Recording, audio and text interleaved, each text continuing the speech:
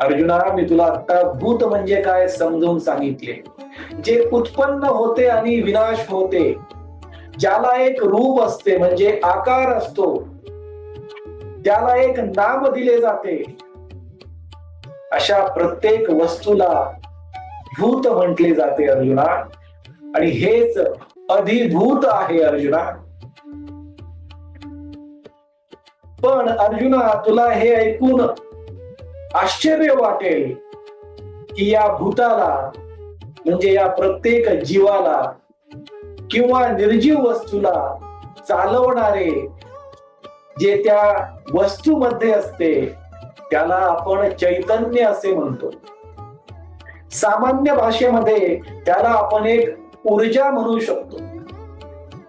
जी ऊर्जा, जे चैतन्य सजीवाला आणि निर्जीवाला